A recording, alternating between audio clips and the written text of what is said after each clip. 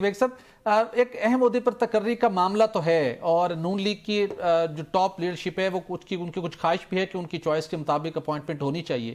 آپ کے مطابق نون لیگ کی چوائس کو کنسیڈر کیا جائے گا یا وہی ہوگا, وہی اپوائنٹ ہوگا جو ادارہ چاہے گا؟ دیکھیں, جس شخص کے بارے میں آپ اشارہ کر رہے ہیں ایکچولی وہ جس ادارے کے ہیڈ تھے اسی دور میں الیکشن ہوئے جی یہ جو حالیہ الیکشن تھے جی بالکل اس کے بعد وہ فارغ ہوئے. جی اس الیکشن میں جو کچھ ہوا میں اس کی ڈیٹیل آپ کو نہیں, آپ سب کو پتا ہے کہ کیا ہوا. وہ بہت بڑی ڈس اپوائنٹمنٹ تھی. اس میں اس ادارے کو بدنامی ملی اور اوور آل اسٹیبلشمنٹ کو ایک بدنامی ملی. ایسی صورت میں اس کو کوئی بھی جاب دینا, اس کے سفارشی نون لیگ والے ہیں, اس کی ریزن بھی آپ کو بہت جلد پتا چل جائے گی کہ اس کے سفارشی کیوں ہیں. تو ایسی صورت میں نہیں سمجھتا اس کو کوئی عہدہ ملے گا. وہ پہلے ایک بڑے عہدے کے لیے تھے, وہاں سے وہ آہستہ آہستہ نیچے آئے ہیں. ابھی ایک ادارے کے سربراہ نے شاید 2-3 مہینے بعد ریٹائر ہونا ہے, تو وہ اس ادارے پہ نظر جمائے بیٹھے ہیں. میرے خیال میں جی ان کو وہ عہدہ نہیں ملے گا.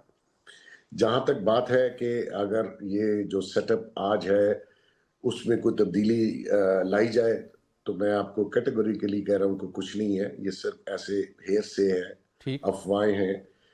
بات کرنے کو شاید موضوع نہیں ہوتا تو وہ لوگ اس قسم کی گفتگو کر لیتے ہیں جس سے ہذیان پیدا ہوتا ہے. یہ بیسٹ سسٹم اس وقت ان کا کوارڈینیشن آپس میں چل رہی ہے. اگر دیکھیں نظام یہ بھی پرفیکٹ نہیں ہے, اس میں بھی کوئی شک نہیں ہے. جیسے کلاسرا صاحب نے کہا کہ نہ تو یہ جمہوری نظام ہے نہ پریزیڈنشل ہے, کوئی ان بٹوین کو اپنا بنایا ہوا نظام ہے جو کہ اس فاسٹ پیس سے ڈیلیور نہیں کر رہا. جہاں تک اسٹیبلشمنٹ کو گلا ہے وہ یہی گلا ہے کہ آپ نے پولیٹیکل نیریٹو پبلک کو وہ نہیں دیا جس کی ان کو شاید ریاستی ادارے کو ضرورت تھی. ٹھیک تو وہ فرنٹ فٹ پہ آ کے خود ہی بیچارے کھیل رہے ہیں. لیکن اس کے باوجود بھی میں آپ کو بتا رہا ہوں کہ یہ نظام اگر کسی جگہ آپ نے ایک چیز کو چھیڑا جی تو یہ سارا نظام دکھتا ہے, کیونکہ اس میں بیسک جو چیز ہے وہ اکنامکس ہے. پولیٹیکل سٹیبلٹی اگر نہیں بھی ہے تو آپ کو اکنامکس پہ تھوڑا سا دھیان دینا چاہیے تھا. اتنی ہیوی جی ٹیکسیشن کر دی کہ بزنس مین یہاں تو مر گیا ہے, یہاں دارا بند کر کے بیٹھ گیا, یا وہ یہاں سے بھاگ گیا. تو اس صورت میں اس پہ دھیان دینے کی بجائے کہ ہم سارا دن پالیٹکس کھیلتے ہیں, ٹھیک تو میں نہیں سمجھتا کہ ایک چیز کو چھیڑا تو یہ سب بکھر جائے گا. ٹھیک بالکل ٹھیک. آپ نے سر سیاسی نظام کے سے بات کر لی, تھوڑی معاشی نظام کی بھی بات کر لیتے ہیں. بزنس مین کی مشکلات کی آپ نے بات کی. ایف بی آر نے ابھی بھی ایکسپورٹرز کو نوٹسز دیے ہوئے ہیں. ایک ٹیکنوکریٹ وزیر خزانہ لے کے آئے تھے, لیکن اس کے باوجود جو معاشی شعبے کے اندر جو پریشانی ہے, جو مشکلات بڑھ رہی ہیں, سراپا احتجاج ہیں صنعت کار, تو پھر یہ جو ٹیکنوکریٹ ایکسپرٹ تھے وزیر خزانہ وہ اب تک کیا کر سکیں؟ دیکھیں, ہم تو ایکسپرٹ ہر بندے کو کہہ دیتے ہیں, ان کا اکانومی کا کیا ایکسپیرینس ہے, معیشت کا کیا ایکسپیرینس. سمپل بینکر, ابھی بھی وہ اپنا پورٹ فولیو ہی بنا رہے ہیں. انہوں نے معیشت کے لیے جو بھی اقدامات کیے ہیں اس سے معیشت بیٹھ گئی. حالانکہ اس وقت بیسٹ اپرچونٹی آفٹر انڈیا سے جو ہم نے وار جیتی ہے پوری دنیا میں, جی ہم اس کو معاشی صورت پر کیش نہیں کروا سکے, اور وہ ٹائم ڈے بائی ڈے گزرتا جا رہا ہے. ٹھیک ایسی صورت میں یہ سمجھتا ہوں کہ اس ٹائپ کے لوگ جو اپنے آپ کو میں آپ کو چلے آپ کا شو ہے تو پہلی بار میں آیا ہوں تو خبر بھی دے دوں. یہ جو شخص ہے اس نے ایک ادارہ این جی او کم ایک کیا کہتے ہیں اس کو کنسلٹنگ کمپنی ہائر کر لی, جس کو تقریباً 39 to 40 ملین پاؤنڈ جی لندن میں دیے. وہ ہماری لندن میں بیٹھ کے معیشت بنا رہے ہیں. اب وہ پیسہ 40 ملین پاؤنڈ چلا گیا اور معیشت کا حال آپ کے سامنے ہے.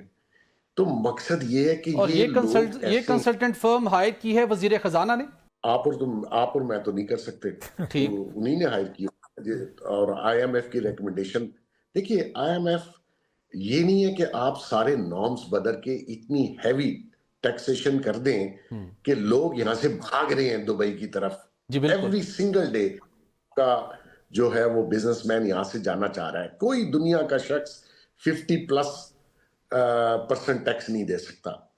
تو اس سے آپ دیکھیں ٹیکسٹائل ساری بیٹھ گئی, اسٹیل انڈسٹری بیٹھ گئی, باقی لوگ بیٹھ گئے. پھر جس قسم کی آپ نے ہراسمنٹ کر دی ایف بی آر نے, ابھی تو یہ شکر ہے کہ یہ پرائم منسٹر صاحب نے کوئی سینس پرویل ہوئی ہے کہ انہوں نے پالیسی جو ہے وہ ایف بی آر سے اور ان سے لے کے علیحدہ ایک پالیسی بورڈ بنایا، کیونکہ دنیا میں یہ نہیں ہو سکتا کہ آپ ہی پالیسی بنائیں اور آپ ہی صبح اس کے اوپر ایکشن لے لیں۔ ایف بی آر تو یہی کر رہی تھی، خود ہی ٹیکس جاری کر دیے، اور مزے کی بات دیکھیں، اور خود ہی آپ این آر او بھی جاری کر دیں لوگوں کو جن کو آپ نے فیسیلیٹیٹ کرنا ہے۔ تو یہ جو سارا مکس اپ ہے اکانومی کا، یہ اتنا میس اپ ہے کہ اس کو تو اب آپ پھر کہیں گے کہ میں دیکھیں 25-26 کروڑ لوگ ہیں، جی ایک ہمارے پاس اکانومسٹ نہیں ہے، ایک۔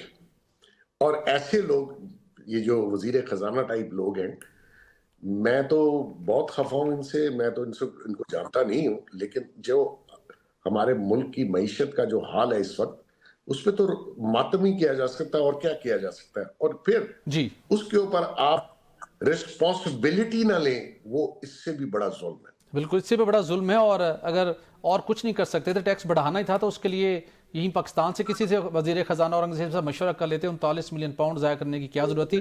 سر لاسٹ کویسچن آپ سے جاننا چاہوں گا، 2026 کو آپ سیاسی، معاشی اور سفارتی لحاظ سے کس طرح دیکھ رہے ہیں؟ لیکن پیشن گوئی تو میں نہیں کر سکتا، لیکن میں آپ کو بتا رہا ہوں کہ یہ سسٹم تو اسی طرح چلے گا۔ پولیٹیکل سٹیبلٹی اس وقت گورنمنٹ کا اور باقی جو ہمارے تھنک ٹینک اور ہمارے جو ڈیسیژن میکرز ہیں، ان کا کنسرن اکانومی ہے کہ بزنس کو ریوائیو کیا جا سکے۔